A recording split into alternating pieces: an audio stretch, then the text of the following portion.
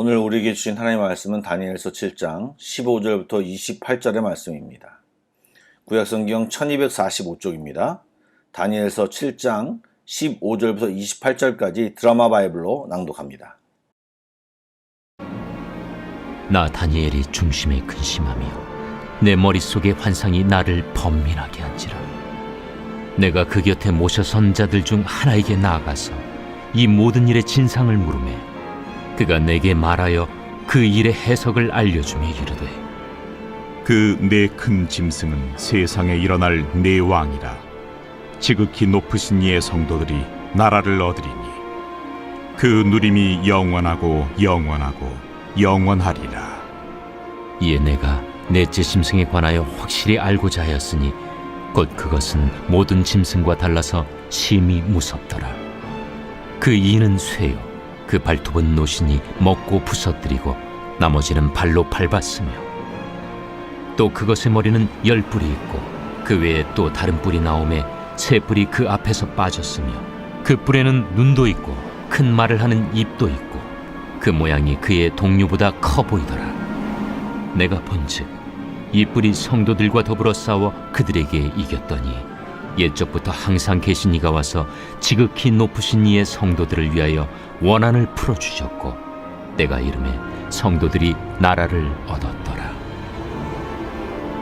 모신 자가 이처럼 이르되, 넷째 짐승은 곧 땅의 넷째 나라인데 이는 다른 나라들과는 달라서 온 천하를 삼키고 밟아 부서뜨릴 것이며, 그 10뿔은 그 나라에서 일어날 10왕이요 그 후에 또 하나가 일어나리니 그는 먼저 있던 자들과 다르고 또 새 왕을 복종시킬 것이며, 그가 장차 지극히 높으신 이를 말로 대적하며 또 지극히 높으신 이의 성도를 괴롭게 할 것이며, 그가 또 때와 법을 고치고자 할 것이며, 성도들은 그의 손에 붙임바되어 한 때와 두 때와 반 때를 지내리라.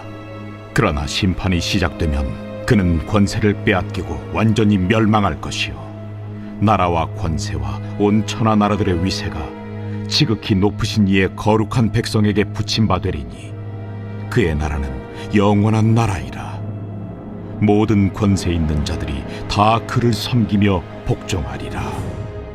그 말이 이에 그친지라. 나 다니엘은 중심에 번민하였으며 내 얼굴빛이 변하였으나 내가 이 일을 마음에 간직하였느니라. 평안히 주무셨습니까? 오늘도 말씀과 기도를 통하여 주 앞에 더 가까이 가는 이 시간이 되길 간절히 소원합니다. 1장과 6장의 전개와는 다르게 7장 이후에는 하나님께서 앞으로 일어날 일들을 환상과 예언, 상징 등으로 다니엘에게 보여주시고 있습니다.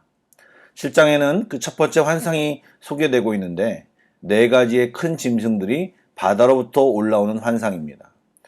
그 짐승들은 역사에 등장하는 제국들, 즉 바벨론, 메대와 바사, 그리스, 로마를 상징한다고 말씀을 드렸습니다. 그 외에도 보좌에 앉으신 하나님과 인자 같은 이를 함께 환상으로 보게 되는데, 이는 세상 왕국의 흥망성쇠와 더불어 하나님 나라의 영원함을 대조적으로 보여주는 내용이었습니다. 그렇게 환상을 본 다니엘은요, 오늘 15절에 보니 이 환상으로 인하여 중심에 근심하고 번민까지 하고 있음을 보여줍니다. 왜요? 그 환상의 의미를 모르니까요. 앞선 장들에서 본 다니엘의 모습은 한마디로 척척박사였습니다. 꿈의 해석이나 벽에 쓰여있는 글씨 해석도 너무도 쉽게 잘 풀어냈는데, 지금 다니엘은 하나님이 보여주시는 환상으로 인해 두려움과 근심을 느끼게 되고, 아니 정확히 말하면 그것이 무슨 뜻인지 알 수가 없어서 번민을 갖게 되는 것입니다. 이런 말씀을 보면 깨닫게 되는 것이 있습니다. 다니엘같이 하나님이 확실히 쓰시는 사람도 하나님이 매번 밝히 드러내지 않으심을 발견합니다. 저도 설교를 준비할 때 많이 답답할 때가 있습니다. 저는 설교하는 사람인데 제가 이해되지 않고 제가 잘 모르는 상황에 닥치면 정말 번민에 빠지기도 합니다. 그러다가도 어느 날 짧은 시간 내에 하나님 메시지를 알아차리고 설교 준비를 끝날 때가 있는데, 그때는 왠지 마음이 뿌듯합니다. 여러분들도 마찬가지일 것이라고 저는 생각합니다. 큐티를 하거나 새벽이든 주일이든 설교 말씀을 듣고 제대로 이해가 되고 은혜가 충만할 때 되면 기분이 좋지만, 어떤 때는 답답하고 어떤 때는 맹숭맹숭 아무런 느낌도 들지 않을 때가 있지 않습니까? 심지어는 너무 졸려서 자리를 지키고 있지만 졸다가 시간이 지나고 다 끝난 뒤에 후회가 확 몰려옵니다. 차라리 푹 잘 걸. 이런 생각이 들 때도 있지 않습니까? 그런데 여러분, 하나님이 수많은 사람 중에서 지금 하나님의 마음과 뜻을 다니엘과 나누고 있음을 여러분 아십니까? 어떻게든 하나님의 뜻을 알고자 하나님 말씀을 듣는 자리에 있을 때 하나님은 그 신실한 종들에게 말씀을 깨닫게 해주시고 알려주시는 것입니다. 그러기에 큐티나 예배를 통하여 주님 앞에 나아가는 것은요, 정말 가치 있고 의미 있는 일인 것입니다. 성령님이 하시는 일이 우리들에게 말씀을 조명해 주시고 깨닫게 해주시는 것입니다. 지금 하나님께서 보여주신 환상을 보고 번민하는 다니엘에게 하나님께서는 천사를 통해 깨닫게 해주십니다. 신화 같은 것을 보면 인간들이 수수께끼 같은 것들을 풀면 답을 알려주는 것들이 나옵니다. 그러나 하나님께서는요, 당신의 뜻을 알고자 번민하는 다니엘에게 천사를 통해 깨닫게 해주십니다. 오늘날도 하나님의 뜻을 의지하며 그분의 뜻을 알고 싶어하는 성도들에게 하나님은 성령님을 통하여 당신의 뜻을 알려주시고 깨닫게 해주신다고 말씀하시고 그렇게 행하고 계십니다. 그러므로 우리가 하나님의 말씀을 깨닫고 뜻을 분별하기 위해서는 다른 곳이 아닌 하나님께 담대히 나아가 말씀과 기도를 통하여 하나님 앞에 머물러야 하는 것입니다. 또한 우리가 이해해야 할 부분이 한 가지 더 있습니다. 때로는 하나님의 뜻을 밝히 보여줘도 이해하는 데 제한적일 수밖에 없음을 인정해야 합니다. 오늘 본문을 잘 관찰해 보시기 바랍니다. 다니엘은 네 짐승이 상징하는 제국 중 넷째 짐승에 대해 설명을 듣습니다. 그가 살고 있는 첫째 짐승인 바벨론에 대해서는 어느 정도 알 수 있었겠지만 이 환상이 벨사살 왕 원년에 본 것이기 때문에 그 이후의 제국들에 대해서는 알려줘도 제대로 이해하기 어려웠을 것입니다. 왜냐하면 인간의 생각과 이해 수준이 살고 있는 시대를 반영하기 때문에 보여줘도 환상으로 알려줘도 때로 설명해줘도 다 알 수 없기 때문입니다. 예를 들어 다니엘에게 지금 시대의 탱크를 보여주고 핵폭탄을 보여준다면 어떻게 인식할까요? 설명을 한다고 제대로 알 수 있을까요? 또 창조주이신 하나님의 생각들을 우리 작은 생각으로 다 이해할 수 있을 것이라는 생각은 오히려 어불성설인 것입니다. 우리는 그분이 보여주고 알려주시고 깨닫게 해주신 만큼만 알고 깨달으면 됩니다. 오늘 넷째 짐승을 해석하면서 알려주신 내용이 무엇입니까? 어제도 인자 같은 이가 펼칠 영원한 나라에 대해 설명했는데 오늘도 성도들이 얻을 나라, 하나님의 나라를 거론하며 그 누림이 영원하고 영원하리라고 선포합니다. 이 나라가 언제 실현됩니까? 바로 넷째 짐승, 곧 로마 제국이 있는 동안에 발생한 사건입니다. 바로 예수님이 이 땅에 오시고 우리를 위하여 죽으시고 부활하심으로 그 하나님의 나라를 여신 것입니다. 이렇게 성도들이 속한 영원한 나라가 만들어지고 있는 동안에 넷째 짐승의 나라는 계속해서 진화하는데 특이한 것은 10뿔 뒤에 나타난 한 뿔이 성도들과 싸워 이긴다고 합니다. 물론 최종 승리는 아닙니다. 여러분, 전쟁은 낭만적인 것이 아니고 현실이고 그 현실은 핍박과 괴로움으로 나타날 것입니다.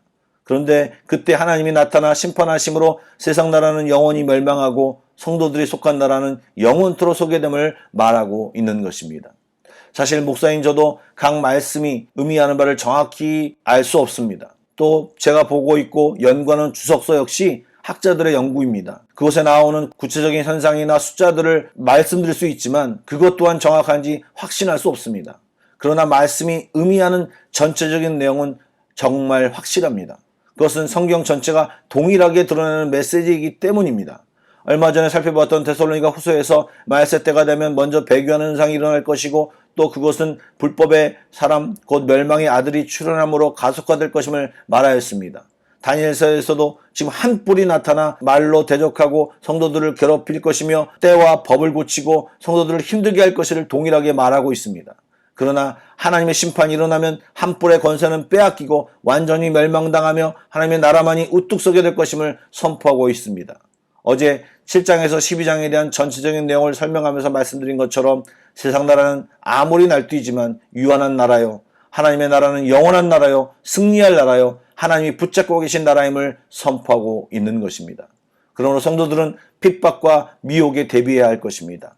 다니엘이 듣고 얼굴색이 변할 만큼 험한 역사가 우리 앞에 놓여 있을 것임을 말하고 있습니다. 물론 그것이 우리들 세대일지 아니면 몇 년 뒤가 될지 정확히 알 수 없지만 점점 가속화될 것이고 우리는 그것에 대비해야 할 것입니다.